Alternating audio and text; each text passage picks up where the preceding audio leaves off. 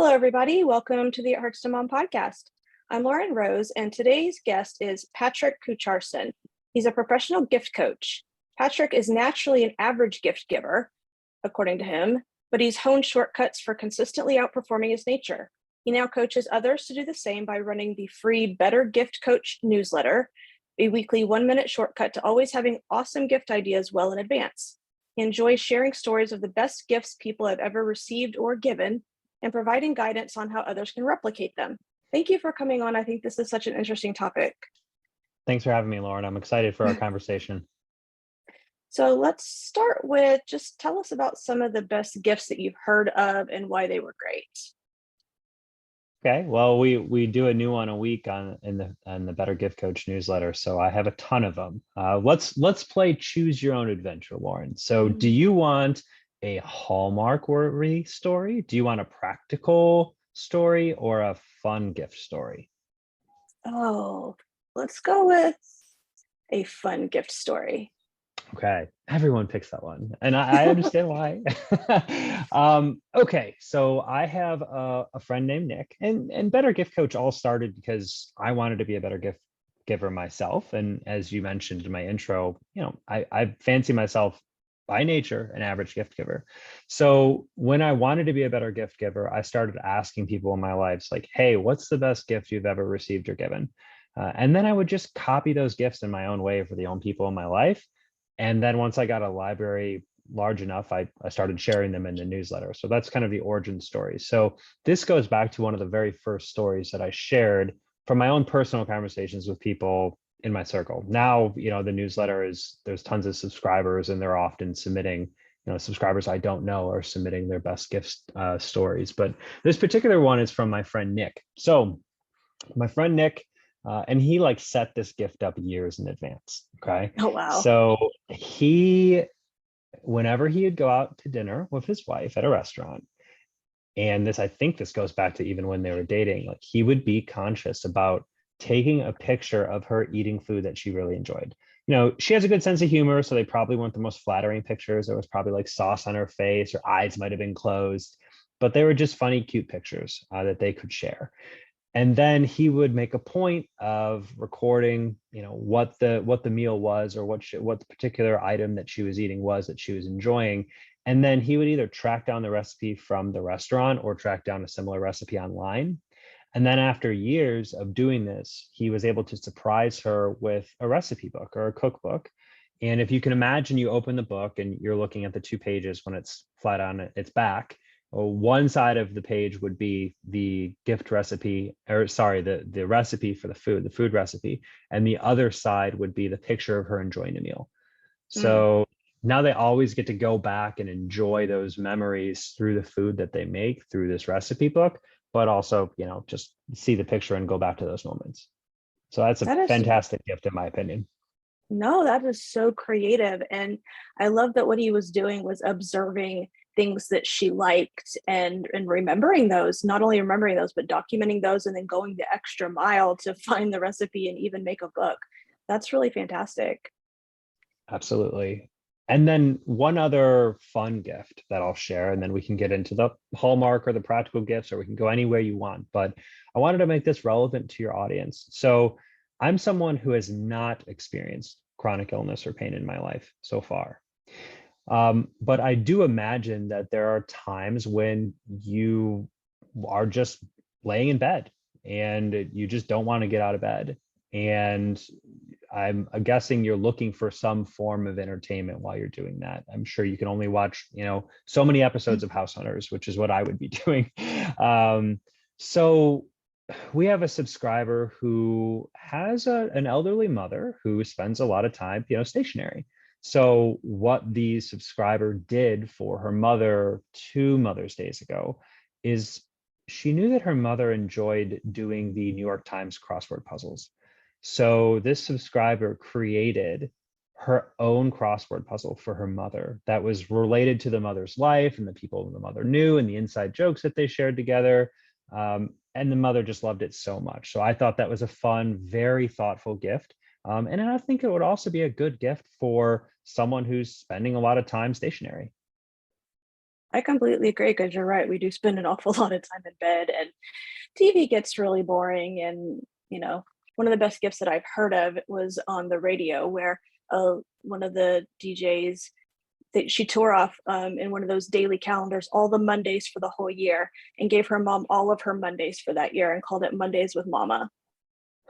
Oh, that's a good gift That, and a very clever yeah, presentation, right? So right. that's an example. Statistically, I mean, there's good science behind this, is that people generally enjoy experiences as gifts more than they do material items. But Mhm. there's also what you just shared is there's an element of like showmanship to it, where you're tearing off the Mondays in the calendar, right? So that's an A+ gift in my book. Absolutely. So, what are some tips to make gifts stand out? Yeah, I mean, okay. So I'm all for making gifts stand out, but I Mhm. do want to start at a very foundational level about gift giving. This is something I always make sure I share with people when they're asking for gift giving advice, is that your number one priority should be to give gifts that people want to receive more than gifts you want to give, right? So I don't have a Mhm. problem with you giving gifts that you also want to give, but your primary objective should be giving a gift that they want to receive. And oftentimes that means you're giving them gifts that don't have the razzle dazzle that may give the gift giver that high that we receive when we get to see someone's face when they're first opening a gift, right? Um, but to answer your question, I do have one very practical tip to stand out as a gift giver. And I do also think this would apply to someone who has chronic illness or pain, because I would imagine, Lauren, that there's a lot of peaks and valleys in your journey, right? So some days you might be feeling all right, and other days you're not feeling all right, and that might even change by the hour, right? Mhm. So when you're at a peak or you're feeling good, what you could do is practice something I call like off calendar gift giving, or unplanned gift giving, um, where you give a gift just because, like just because gifts, like they stand out so much more than, let's say, around Christmas time when everyone's just expecting to receive 20 plus gifts, right? Then your gift can really get lost in the crowd.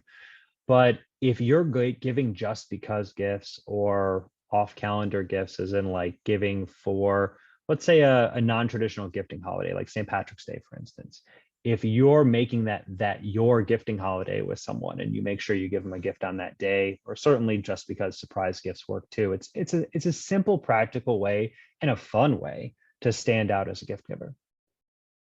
Do you think anybody can be a good gift giver? Absolutely. If I can do it. Okay. Yeah. I'm not the worst gift giver, but I'm an average gift giver. But yeah, absolutely. Like I have simple tips, and we can get into those if you wanted to get into, I have my 3 tips that someone should consider if they want to be a better gift giver, but certainly want to take the conversation wherever you want to take it. Yeah, I'd love to hear those 3 tips. Okay. So the first one is be a proactive gift giver, not a reactive gift giver. And this is something that I asked you before we started recording. I was like, are you a good gift giver? And you're like, yeah, I'm an okay gift giver, because your tip is think about it year round, right? So you're a proactive gift giver. You're not waiting to react to the calendar like, oh gosh, I have, 2 weeks or a month to give, to think of a gift and give it to them. So that would be my number one tip. Just be proactive. If you just take a few minutes a week where you set aside time to actively think about gifts for the people in your life, regardless if they have a gifting occasion coming up, you're going to be so much better off. You're actually going to end up in a state that I love being in. And that's always having awesome gift ideas well in advance. If you get Mhm. there, you're going to be a happy gift giver. And that's exactly what I try to offer with the Better Gift Coach newsletter. It's if it's in your inbox every week, it's a 2-minute read. You open it up, you get into that gift giving zone year round, where you're actively thinking about gifts for the people in your lives. So that's the first tip. That's being proactive. The second one is treat gift giving like a team sport. And I'm so guilty of this, is treating it like a solo sport, but you really want to treat it like a team sport. And let's talk about who should be on your team. I think first and foremost, and research backs this up, is that the most important person on your gift brainstorming team should be your gift recipient. Like, I am a total proponent of just asking someone, what do you want for the gift? They know themselves best, and studies show that people prefer gifts that they requested versus unrequested or surprise gifts. So that's your first teammate.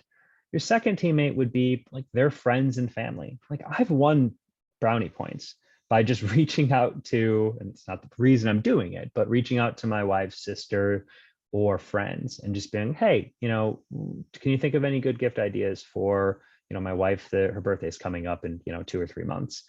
Or sometimes they even do a little bit of covert spying for me, right? To try to figure out what my wife might want for her birthday. Other people that can be on your team would be your friends and family. And that's the real origin of the Better Gift Coach newsletter. As I mentioned, I started with just collecting stories from people in my lives of the best gifts they've ever received or given, and then just copying them. I think it's a great idea. And then last potential teammate would be strangers online. There's really helpful subreddits like gifts and gift ideas. And then I got a shameless plug, like the Better Gift Coach newsletter is also a form of a community where you have complete strangers sharing gift ideas with other people because that's what they like doing. So those are, so we have the first tip, which is be proactive, not reactive. The second gift is treat gift giving, especially gift idea brainstorming, like a team sport. And lastly, last tip I have is don't be a selfish gift giver. And we're all guilty of this, okay? So this goes back to the golden rule that I shared earlier, is that you really want to focus in on making sure your top priority is giving gifts that people want to receive and prioritizing that over giving gifts that you want to give. So as long as you check yourself, you could be checking both boxes. That's perfectly fine. You could be giving a gift that you also want to give, but you have to make sure that that is secondary to giving gifts that that the person wants to receive. So those are my 3 tips. Yeah, I think those are great. I think maybe one of the worst gifts that I've ever given, and I didn't know it was going to be a bad gift at the time, was an ancestry kit for my adoptive dad. So my dad was adopted and I was adopted. And so when I got an ancestry DNA kit, I was super excited to find out all about my heritage and, connect with relatives I didn't know existed. And my dad, on the other hand, I got him one because I thought he might like to know his heritage, but he, as I think about it, had never really expressed any interest in knowing anything about his birth parents or anything like that. So that was a gift fail on my part. I was hoping he'd be excited like I was, but I mean, he did it, but he had no interest in it whatsoever. So that was a total fail on my part. We all have gift fails on the record. So, Yeah. brush it off. Memory of a goldfish. That's what you got to have. Do you have any gift ideas for people like my audience who have chronic pain and chronic illness? Yeah. So we're talking about gifts for people who have chronic pain or illness. Is that correct? Yeah, we can start there. Okay. So if you are listening and you have someone in your life who has chronic pain or illness, here are some gift ideas for them. And Lauren, I want to hear your thoughts on this because I don't have your lived experience. Push back here, add to it. Like, I want this to be helpful for who's ever listening.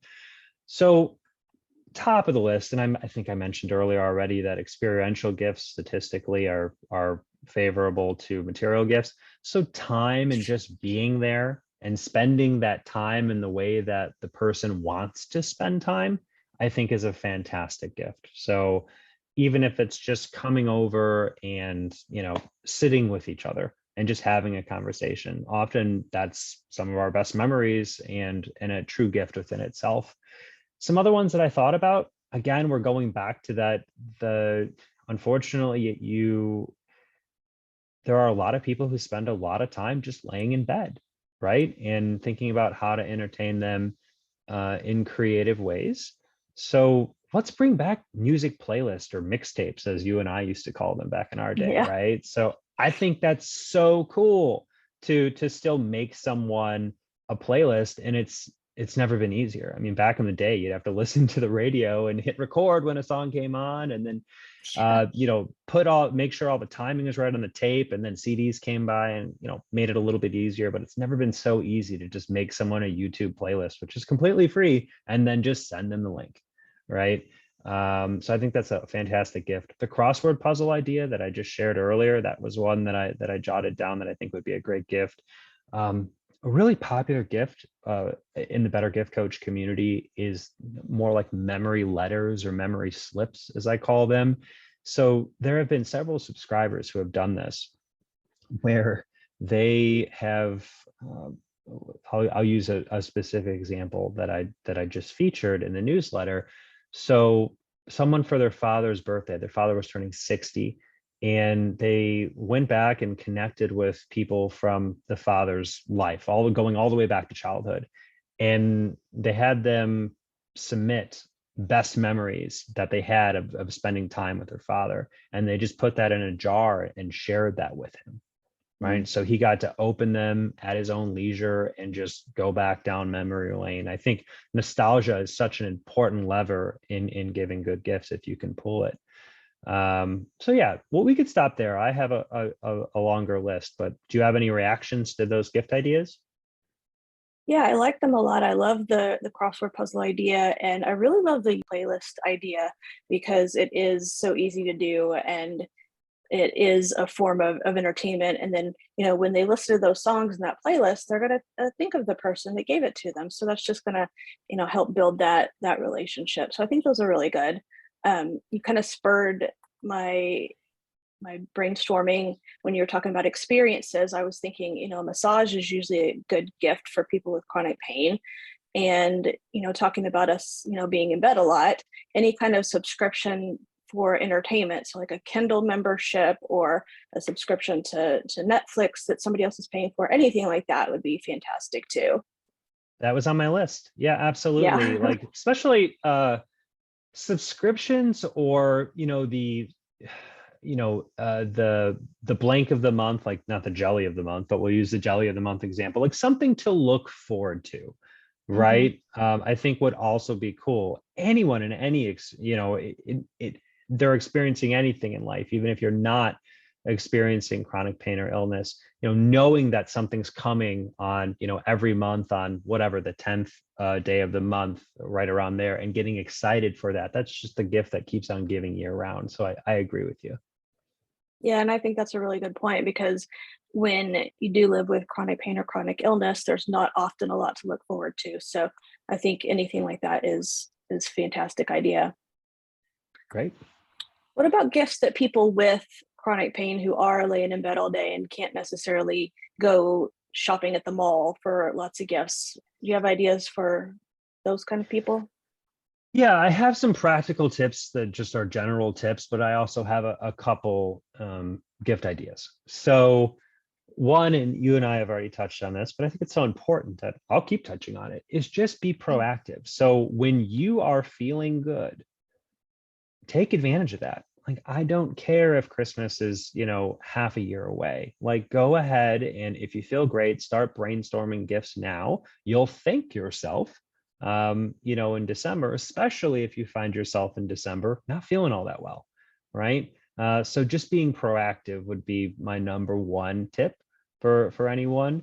But I also mentioned there's this, well, I haven't mentioned it yet. So what I call always on hand gifts. So my wife is great at this. She found some tea towels, like hand towels for the kitchen, that she absolutely loves, from a local artist. And we buy them in bulk, and we just keep them stored away for whenever we need them. So if we need a last minute gift, we're always ready to go with these tea towels. So if you can find something universal, that you can universally appreciated, that you can stock up on during these times where you're feeling better, or you see an opportunity to do so, that should really help yourself, down the road, especially if you're having a day where you just don't feel that well. So those are two practical, just general tips. So let's get into some specifics. I can also imagine that last minute gifts could be all that more challenging if you're just not feeling well that day, right? Or that week or that month. So I'm a big fan of the IOU gift and going back to the experiences. So there's a story that I shared where a mother gifted her college-age daughter basically an IOU. So the mother was going through a really chaotic period of her life. I think there was a move, a job change, et cetera. She was just really busy. So what she gifted her daughter, who let's say had a December birthday, she just gifted her a handwritten card, an IOU, and a tube of sunscreen. And the IOU was, hey, when you go on spring break this spring, I will make sure that I do the research for you and find the best paddleboarding experience, and I will buy that for you. And that's really making sure the daughter is getting, going back to like giving them what they really want. Like that's a gift that I'm sure the daughter was really, well, the daughter shared it in the newsletter. So yeah, that's a gift that she was really excited to receive, right? As opposed to more of a check the box exercise, like, okay, your birthday's in December, so I better get you something in December, right? So that's another one. I also wrote down for people who have chronic illness, pain, subscriptions are also a good idea. Just in general, like those subscriptions, like you pretty much set it and forget it, and it's a way for the people in your lives to know that you care about them, and you don't really have to do much there. But know that they know that you care about them pretty much year round, right? Or whatever it is. The subscription might be quarterly. But it's a way to just set it and forget it. And especially for times you're not feeling great, the gift goes on, right? So yeah, those would be my best tips. Yeah, I think those are good because the IOU gift, you can save it for a time when you're feeling better, then give them, quality time, or give them, some other valuable resource of yours, like, doing research. And then, subscriptions, we can do all of those online. So Right. that's something that we can just do right there from our phone or tablet or computer in bed. What about for people living with someone who has chronic pain or chronic illness? Yeah, so it's a good question. So if I was giving a gift to someone who is living with chronic pain or illness, I would focus in on making sure that they're treating themselves. And this is really just what I wanted the note that I made for this is, I imagine, and again, I've been fortunate enough to not live with someone yet who is experiencing chronic pain or illness. But I imagine there's not a lot of time to take care of yourself. So there have been stories in the newsletter that others have shared of just receiving cash. Really, I could think of one example of someone's husband or boyfriend was really sick, and them just being worn down to the bone taking care of them, and their parents sent them just cash and said, hey, this cash is for you to spend on yourself, treat yourself with something, right? And she still remembers 30 years later how impactful that was, enough to share it with the newsletter and say, this is a gift that everyone should consider. So really impactful gift. I think you're absolutely right. You're doing a great job of imagining living with chronic pain or illness, or living with someone with illness. So kudos to you on that. Thank you. What are some maybe common gift giving errors? Yeah, so it's pretty, my answer would pretty much be the inverse of the tips, right? So being reactive, treating it as a solo sport, and lastly, selfish gift giving. And if your listeners take away anything from this, is just make sure that you're giving gifts that people want to receive over gifts that you want to give, right? So if you're clearing that hurdle, you're good to go. I think that's really smart. Do you have any shortcuts to becoming a better gift giver?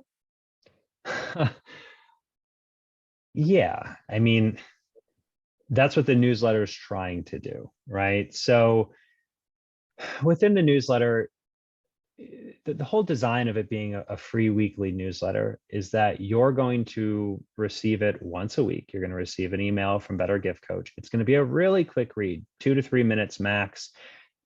And it's going to help you 52 times a year at least get into that gift giving zone. And again, even if you're not giving a gift to someone for another 6 months, getting into the zone today is not going to hurt you. It's actually only going to help you. So that would be the best shortcut that I could offer. But also going back to the shortcut that was my aha moment of just copying other people's successful gifts. You don't have to recreate the wheel when it comes to gift giving. There are proven formulas to work out there that people have already experimented with for you. So just, make sure you have a library of great gift ideas that other people have tried and they've been successful, and then just copy them do your own versions for the people in your life. Right. Yeah, I'm definitely going to subscribe to your newsletter. I was on your page the other day and I just didn't get to the subscription part, but I will definitely get there because everybody wants to. Well, I don't know about everybody, but at least I'd like to be a better gift giver. Awesome. And hopefully it makes you laugh every time you read it. That's my goal. Like I start every newsletter with like, okay, I'm going to start by making you smile. And then I end every newsletter with, and I don't say I'm going to make you smile. Here's my attempt to make you smile. And here's my attempt to leave you with a smile, right? That's what I'm attempting to do. So it should be a fun newsletter as well. Yeah, and I like that it's just a 1 to 2 minute read, so it's not going to, bog people down, and I think that's perfect. Thank you.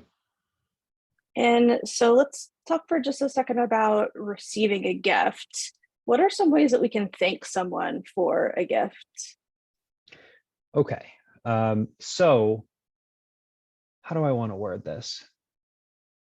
So the best thing for in order to make the gift giving experience best for the gift giver and the gift recipient, let's start with the gift recipient. They should, the gift should offer the gift recipient the max amount of value that it could offer them. And that might be in practical and or emotional flavors. Okay. So you're trying to maximize whatever value you can give them with the gift that you're giving them. And that's not always monetary value. Again, there's emotional value that's at play there too.